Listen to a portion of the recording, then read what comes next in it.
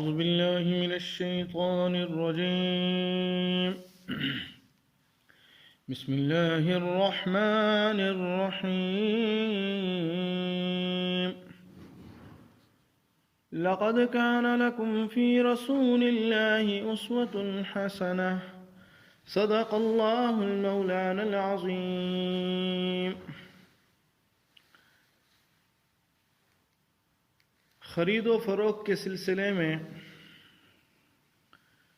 سرکار دو عالم صلی اللہ علیہ وسلم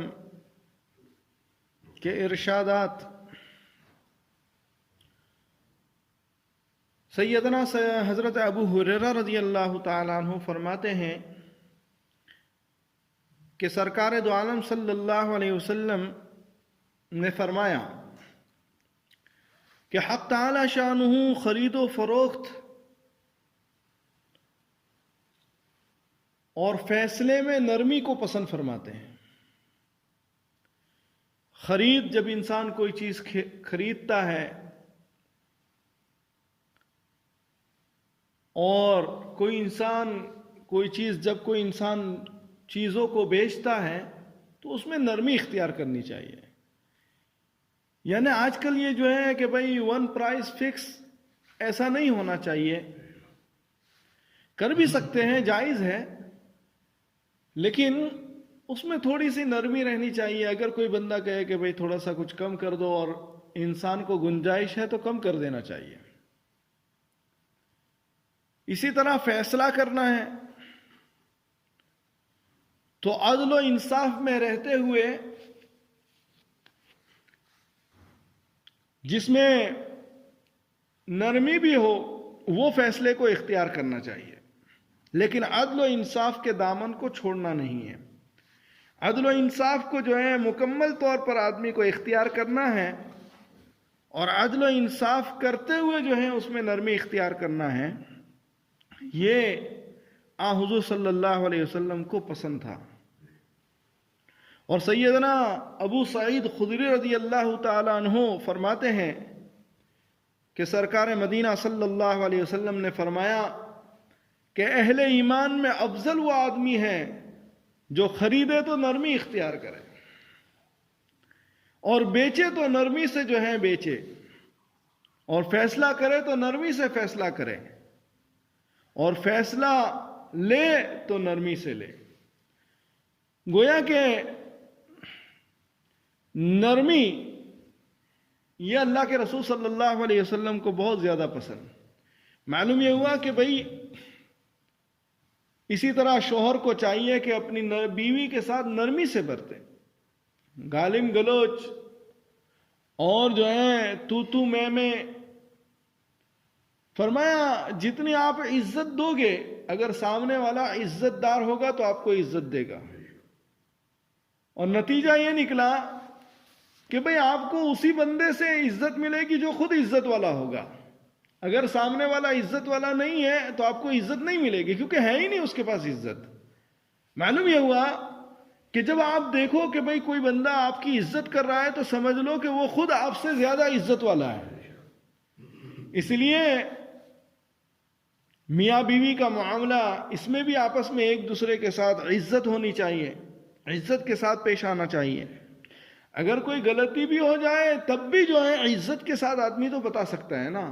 ذلیل کر کے، رسوا کر کے، برے الفاظ استعمال کر کے تو جو ہے بتانا فرمایا تو بہت بری بات ہوگی. اس لیے جو ہے ہر چیز میں نرمی کو اللہ کے رسول صلی اللہ علیہ وسلم نے پسند فرمایا. معلوم یہ ہوا جو حضرت ابو ہریرہ رضی اللہ تعالیٰ عنہ کی یہ بخاری شریف میں روایت ہے، اس سے پتہ لگا کہ معاملات میں لین دین میں بھی جو ہے نرمی اور خوش اخلاقی کا برتاؤ کرنا چاہیے. نرمی جس انسان کے اندر اچھے اخلاق ہوں گے وہی نرمی پسند جو ہے آپ کو نرمی نظر آئے گی. اگر مثال کے طور پر خریدار کہے کہ بھئی یہ چیز ٹھیک نہیں ہے اس کو بدل دو تو بدل دینا چاہیے. اسی طرح اگر کوئی چیز لینے والا چن چن کر لے رہا ہے تو اس پر نکیر نہ کرے، بھئی ٹھیک ہے چن کر لے لو، اس کو جھڑکے نہیں. فرمایا ایسا شخص اللہ کو محبوب ہے. جیسے آپ شاپ میں چلے جاؤ تو یہ جتنے بھی سپر اسٹور ہیں، یعنی جو بڑی بڑی اسٹورز ہیں، اس میں آپ کوئی چیز بھی جو آپ کو پسند ہے بس چن لو، تو آپ کو کوئی منع نہیں کرے گا.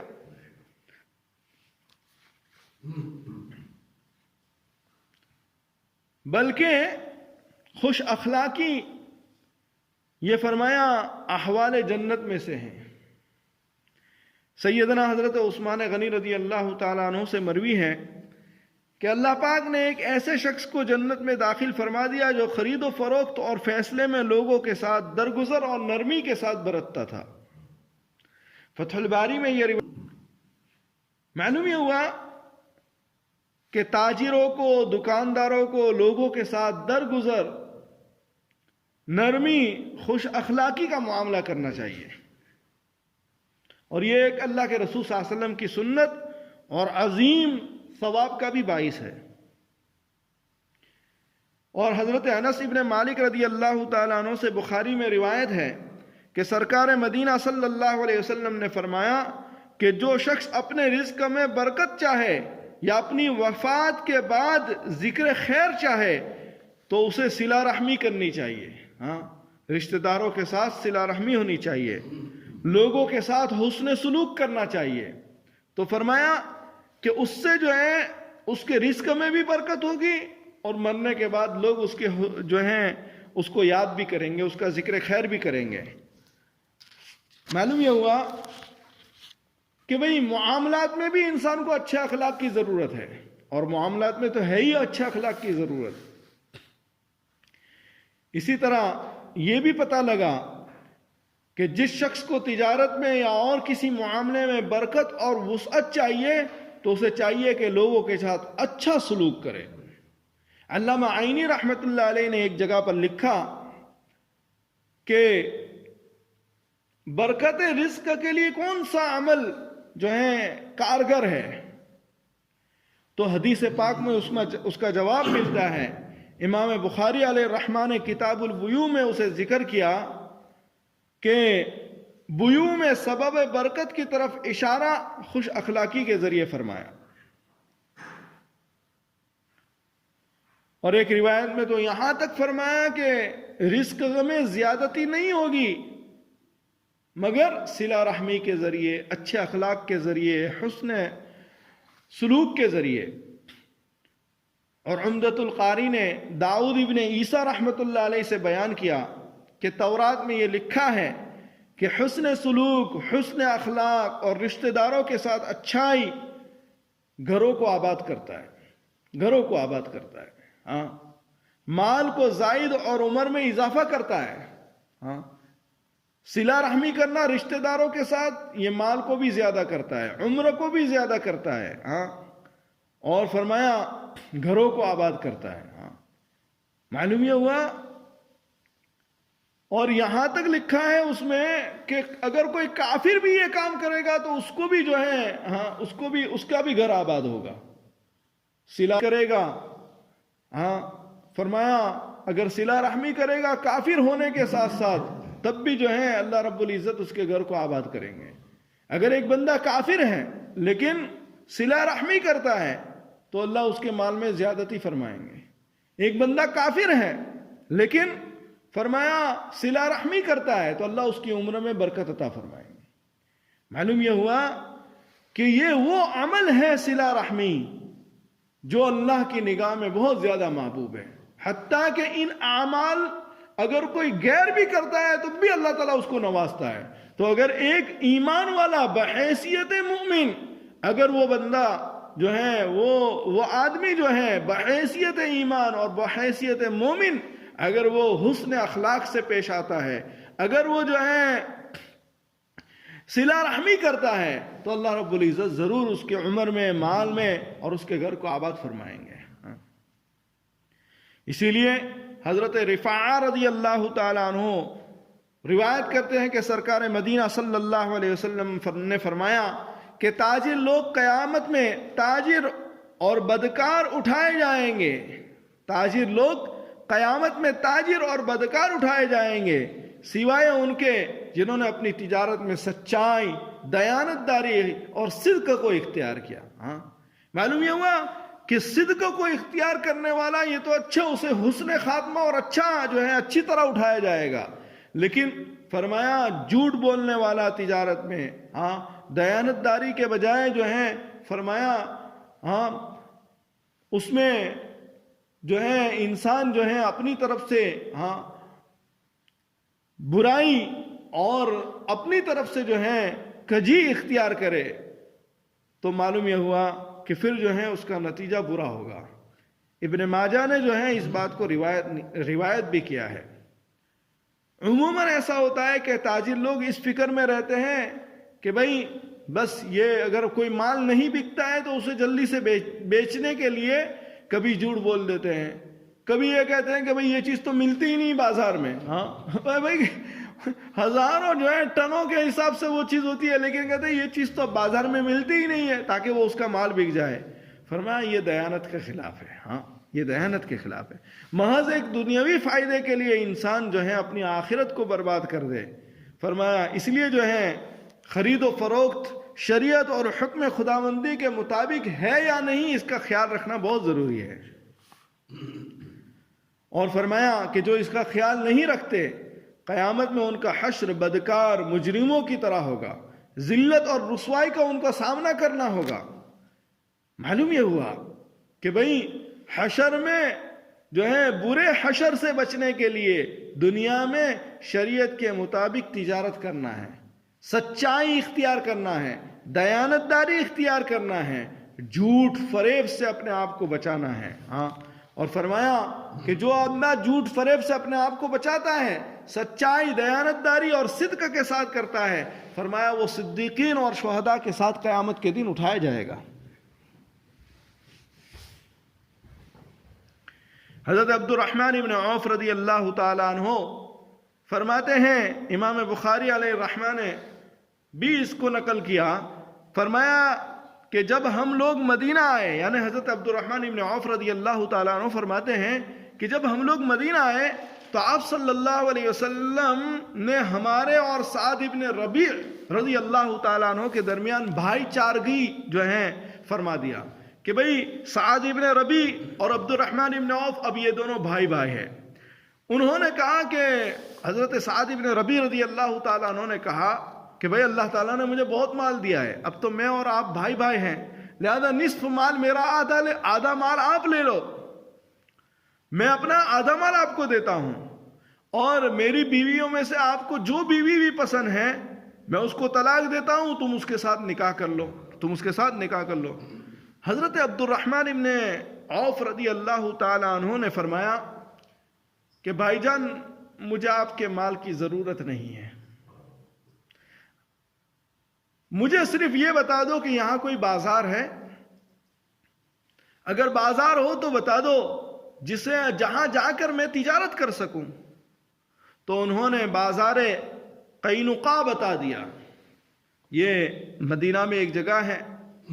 چنانچہ حضرت عبد الرحمن ابن عوف رضی اللہ تعالیٰ عنہ پنیر اور گھی کی تجارت شروع کی. پنیر معلوم یہ ہوا پنیر جو ہے یہ بہت پرانی غذا ہے، اور گھی تو گھی بھی بہت پرانی غذا ہے. فرمایا کہ یہ اس وقت سے چلا آ رہا ہے. تو حضرت عبد الرحمن ابن عوف رضی اللہ تعالیٰ عنہ نے پنیر اور گھی کی تجارت سے کام شروع کیا. معلوم یہ ہوا کہ تجارت کوئی سی بھی ہو اس میں آدمی کو شرمانا نہیں چاہیے. کل بتایا تھا کہ سب سے زیادہ برکت والا جو کمائی ہے وہ تو فارمنگ ہے، کاشتکاری ہے. دوسرے نمبر پر تجارت ہے، ہر حلال چیز کی آپ تجارت کر سکتے ہیں.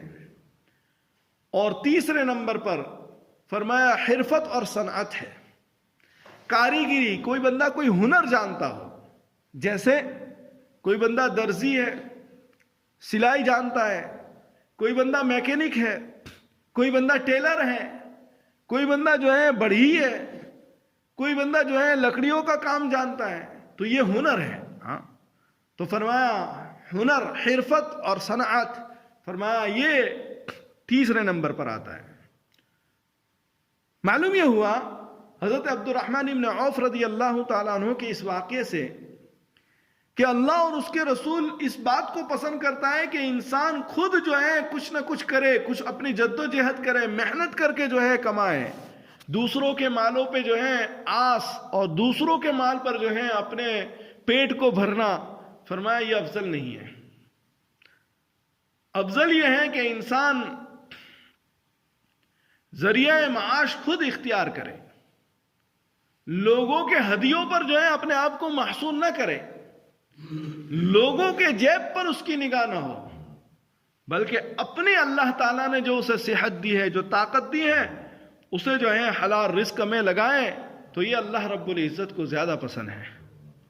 اور یہی انبیاء علیہم السلام کی بھی سنت، اور یہی اہل اللہ اور اللہ کے برگزیدہ بندے جو ہیں، فرمایا کام کاج کر کے حلال کمائی، خود اپنی جو ہے محنت اور کوشش کر کے جو ہے کماتے ہیں، فرمایا یہ پسند ہے۔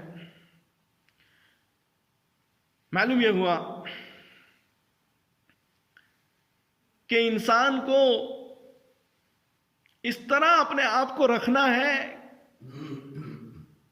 کہ وہ کسی کے سامنے جو ہے ہاتھ پھیلانے کی ضرورت نہ پڑے، کسی کے سامنے سوال کرنے کی اسے ضرورت نہ پیش آئے۔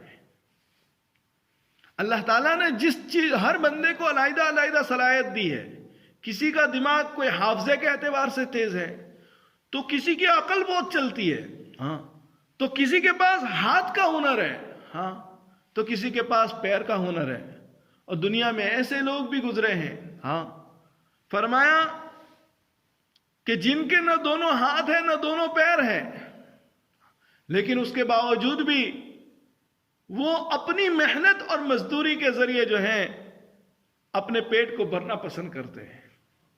صحابہ رضوان اللہ علیہ مجمعین میں بھی ایک صحابی ایسے تھے، فرمایا کہ دونوں پیر بھی ان کے نہیں تھے، دونوں ہاتھ بھی نہیں تھے، لیکن جب کسی غزوے کے موقع پر اعلان ہوا کہ کون ہے جو اللہ کے راستے میں خرچ کرے، تو وہ صحابی جو ہیں گئے اور کسی جگہ جا کر غالباً کسی یہودی کے باغ میں گئے، اور وہاں کنویں سے رسی کے ذریعے جو ہے پانی کو نکال کر جو ہے چند کھجوروں کو جمع کیا، اور پھر وہ آ کر اللہ کے رسول صلی اللہ علیہ وسلم کی خدمت میں پیش کیا۔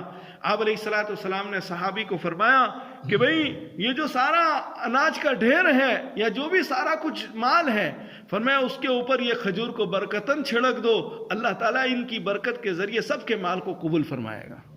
معلوم یہ ہوا کہ انسان جو ہے اپنی محنت کے ذریعے جو بھی کچھ خرچ کرتا ہے، ہاں، حلال کمائی کے ذریعے اللہ کے راستے میں دی گئی ایک پینس، یہ بھی اللہ کے یہاں بہت قدر و قیمت رکھتی ہے۔ تو اللہ تعالیٰ جو ہے ہم سب کو حلال کمائی اختیار کرنے کی توفیق عطا فرمائے، حرام سے ہمیں بھی بچائے، ہمیں اپنی اولاد کو بھی بچنے کی توفیق عطا فرمائے، اور ہمیں اپنے ساتھ ساتھ اپنی اولاد پر بھی نگاہ اور نظر رکھنے کی بہت ضرورت ہے۔ اللہ تعالیٰ جو ہے کہنے سننے سے زیادہ ہمیں عمل کی توفیق عطا فرمائے۔ اللہم صلی علی سیدنا و نبینا و حبیبنا و شفیعنا و مولانا محمد مبارک وسلم۔ الہ العالمین جناب رسول اللہ صلی اللہ علیہ وسلم نے جو باتیں ذکر فرمائی ہیں اے اللہ، اور جو باتیں ہم نے اے اللہ سنی ہیں، اے اللہ ہمیں اس پر عمل کی توفیق عطا فرما۔ اے اللہ ہمیں اچھے اخلاق نصیب فرما، معاملات میں ہمیں نرمی کرنے کی توفیق عطا فرما۔ اے اللہ فیصلہ کرنے میں، فیصلہ لینے میں نرمی اختیار کرنے کی توفیق عطا فرما۔ اے الہ العالمین ہمیں سب لوگوں کے لیے نرمی، اے اللہ نرمی جو ہے ہاں لائق اور نرمی کو پیدا کرنے کی توفیق عطا فرما، تاکہ ہر کوئی بندے کو جو ہے ہم نرمی دے سکے، مٹھاس دے سکے، پیار دے سکے، محبت دے سکے۔ اے الہ العالمین بغض و عداوت سے ہمارے سینے کو پاک فرما۔ اللہم صلی علی محمد وعلی آل محمد کما صلیت علی ابراہیم وعلی آل ابراہیم انک حمید مجید۔ سبحان ربک رب العزت عما یصفون، سلام علی